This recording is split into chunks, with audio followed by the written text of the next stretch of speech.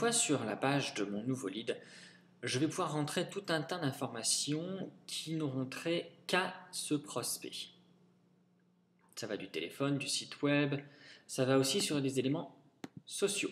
En cliquant sur cet onglet, je peux mettre son Twitter, son Facebook, son Foursquare, ce que je veux. Donc, première chose que je vais faire, c'est que je vais dire que c'est un monsieur, Florian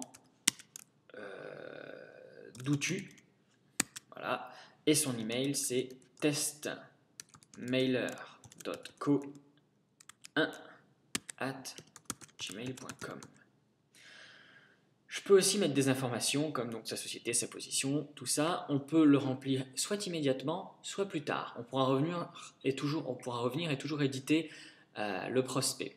Autre chose qu'on pourra faire aussi également plus tard, nous le verrons, c'est rajouter des champs, des éléments qui pourraient vous servir, vous, à personnaliser encore plus vos messages ou à rentrer encore d'autres informations sur vos prospects si vous avez besoin de rajouter d'autres informations. En attendant, une chose qui est à faire immédiatement, en tout cas je vous le recommande, c'est de rajouter un tag. Un tag, ça va vous permettre, entre autres, de retrouver votre prospect rapidement. Donc de le faire rentrer dans une certaine catégorie. Lui, je vais le faire rentrer dans la catégorie prospect test. Alors, bon, on le voit déjà parce que j'ai déjà créé, mais lorsque vous écrivez votre tag pour la première fois, donc vous écrivez prospect test et vous cliquez sur entrée et ça crée votre tag. Donc lui va rentrer dorénavant dans cette catégorie. Je n'ai plus qu'à faire enregistrer et fermer.